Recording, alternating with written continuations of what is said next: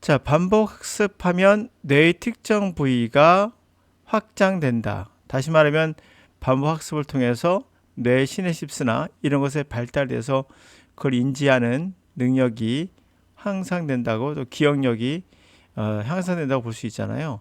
이게 왜곡이 되면 이렇게 말이 됩니다. 왜곡이 되면 노력하면 다 돼라는, 노력하면 영어는 다 된다 이렇게. 자, 물론 어느 정도 인지 능력의 변화를 가져올 수 있어요.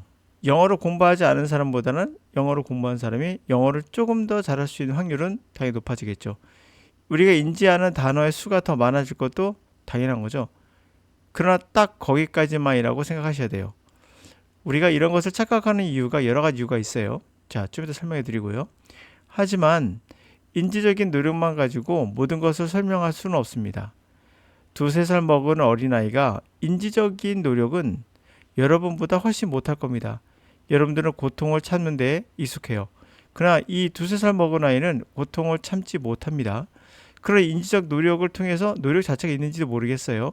언어를 습득하는 것이 아니라는 반증이죠. 자, 초등학생이, 여러분들의 자녀분이 초등학생을 생각해봅시다.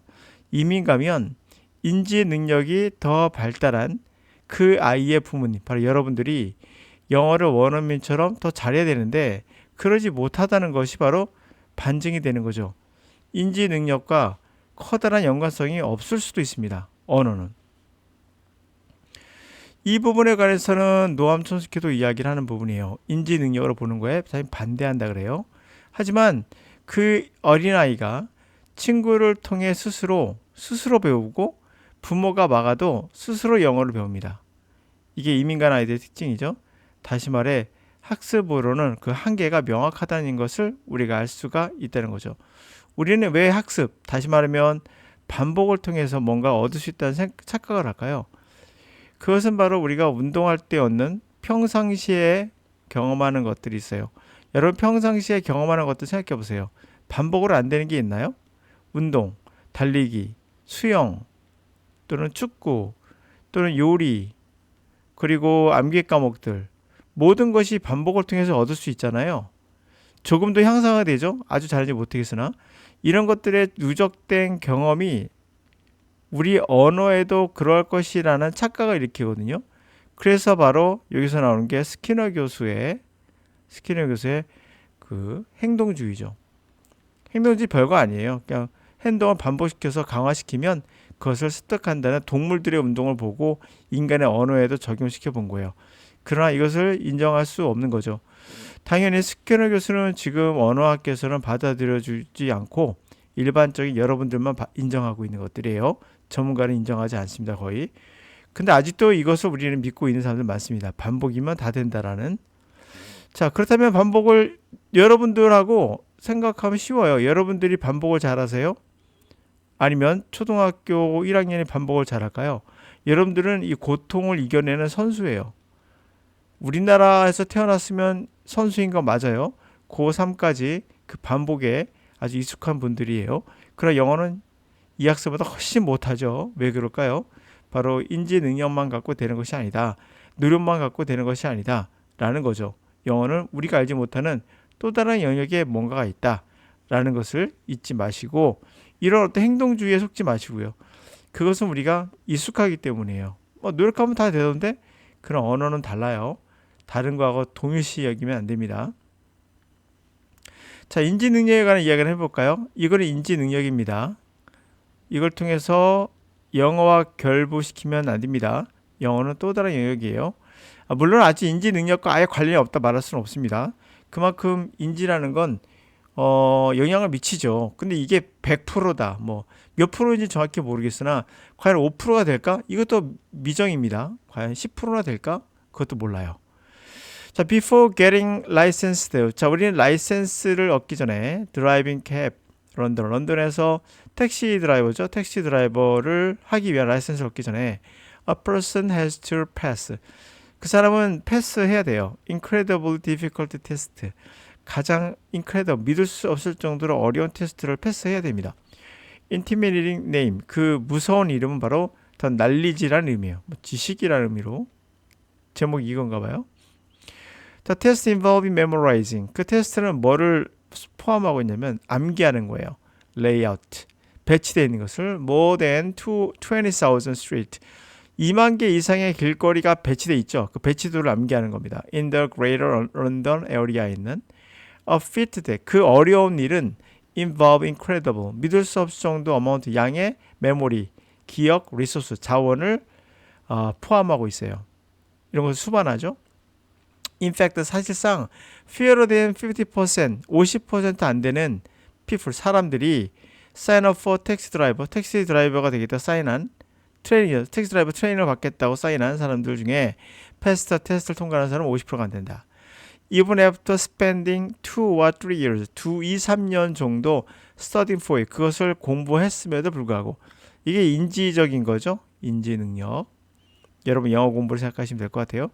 As it turns out 자 밝혀진 것은 그 밝혀진 것에 따르면 The brain's London cabbies 자 캡을 운영하는 사람 그러니까 택시 드라이버죠. 런던의 택시 드라이버의 뇌는 different from the non-cab driving humans 비택시 드라이빙 하는 사람보다와는 달랐다는 겁니다. In ways that 어떤 점에서 reflect their Herculean memory effort 다시 말하면 그들의 헤라클레스 같은 초인적인 메모리적인 노력을 비춰줬을 때 이거는 엄청난 노력을 했다는 거죠. 런던의 캡들은. 근데 일반적인 사람들은 그렇지 않죠. 그런 점에서 차이가 있었다는 거예요. 엄청난 노력을 했었다. In fact 사실상 결국에는 노력하면 다 된다라는 그런 생각을 가질 수 있는 오류를 갈 수 있어요. In fact 사실상 interparallel brain 뇌의 일부가 have been mostly frequently 자주 associated with 뭐와 연관되어 있다? spatial memory, 스페이스 아시죠? 공간 메모리와 연관되어 있는 뇌 일부가 그 부분이 tail, 꼬리인데요. seahorse shape, 바다 해마라고 하죠. 해마의 형태를 닮은 뇌. 그래서 해마라 불러요. 그걸 해마. 바다 해마를 닮은 그런 뇌의 꼬리가 이게 바로 영역이에요. 그 공간 영역. 공간의 영역과 메모리에 기억되어 있는 관련되어 있는 그 지역 브레인 리지는 지역을 called hippocampus라고 불려지는데 이게 the bigger than average 평균보다 크더라. 누구에게서? 이 택시 드라이버들에게는 평균보다 크더라. 실제 사례 맞습니다. 사례가 결국 뇌라는 것도 지속적인 훈련하면 뇌가 발달한다는 것을 알 수 있어요. 발달. 이것은 사실입니다. 인지 발달이 됩니다. 영어도 물론 관련이 아예 없는 건 아니에요. 인지 발달에 영향을 미칩니다. 그러나 그거보다도 더 핵심적인 것이 뭔가 있다는 거죠. 아직은 정확히 모르겠으나 핵심적인 뭔가가 있다는 거예요. 제가 보기에는 그래서 영어를 배울 때 우리가 말하는 답을 먼저 말하고 그 다음에 따라하는 방식이 아니라 영어는 연역식이라고 하죠. 연역식 방법이 아니라 귀납식이 맞다라고 저는 생각합니다. 귀납식. 답을 모르고 영어를 하다 보니 저절로 규칙을 찾아내는 우리가 무의식으로 네 맞아요. 무의식으로 정확하게 우리가 알 수 없으나 자 그런 거죠.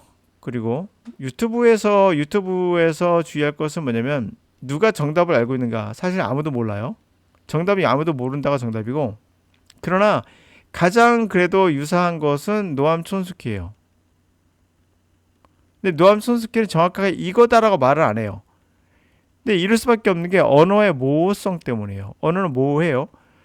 모호성 때문입니다. 그러면 유튜브에서 자주 하는 이야기가 뭐냐? 경험담이 많은 거예요. 경험담. 근데 경험담 항상 유의할 것은 또 지금도 귀신을 보았다는 사람도 있고요. 자기가 죽었다가 천국에 갔다가 다시 현생에 왔다는 사람들도 있고요. 별 사람 다 있죠.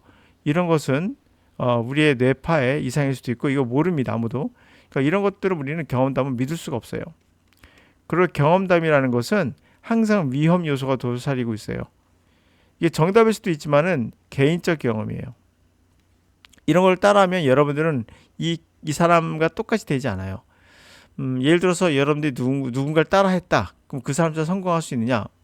그게 더 쉬워요. 영어는 오히려 더 어려울 수 있어요. 언어라는 것은 우리의 유전적인 특질이고 이 유전적 특질을 어떻게 활성화시킬 것인가 했을 때는 시간이 가장 중요하다는 얘기죠. 어리면 어릴수록 좋다는 얘기예요. 이게 뭐 기정사실이죠.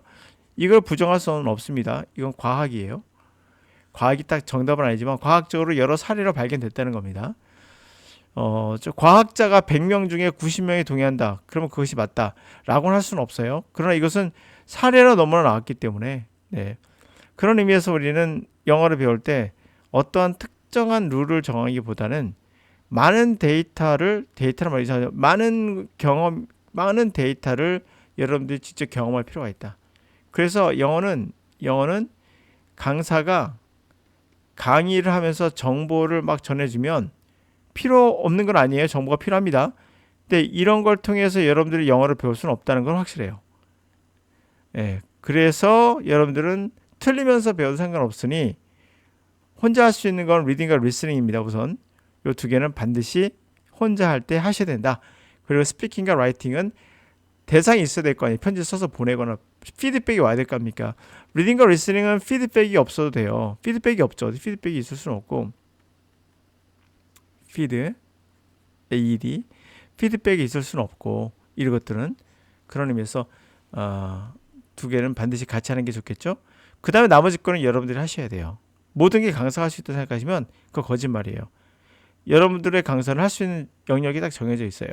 내가 라이팅은 그러니까 라이팅 선생님 저는 스피킹을 잘하고 싶어요. 저는 라이팅을 잘하고 싶어요. 그러면 스피킹과 라이팅을 잘 하는데 어느 정도 하는데 수정을 하고 싶어요가 맞는 거예요. 질문이 잘못된 거예요. 스피킹을 아예 못하고 라이팅을 아예 못하는데 리스닝도 안 되고 리딩도 안 되는데 나는 스피킹과 라이팅을 잘하고 싶어요. 이건 불가능한 이야기예요. 그걸 해주겠다 말하면 얘는 거짓말이죠. 이 강사는 자기가 무슨 언어에 무슨 신이 됐다는 얘기인데 그건 불가능합니다. 그러니까 스피킹과 라이팅은 어차피 내가 좀 하는데 수정하고 싶다면 1대1 강사가 필요할 수 있어요. 근데 그 사람은 정보를 주는 겁니다. 영어를 가르치는 거라 보기는 애매해요. 이거는 수정을 해주는 정보 정도의 의미가 있다.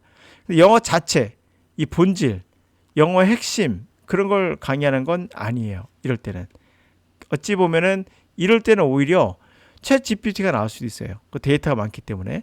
그러니까 영어 강사 이걸 하면 안 되는 거예요. 사실은 챗 GPT가 있기 때문에. 챗 GPT가 할 수 없는 게 뭐죠? 무의식의 세계. 우리 인간이 갖고 있는 어떠한 능력, 그걸 어떻게 끄집어낼까 고민하는 게 영어 강사 진짜 해야 될 일인 거죠. 뭐 저 또한 그렇고요.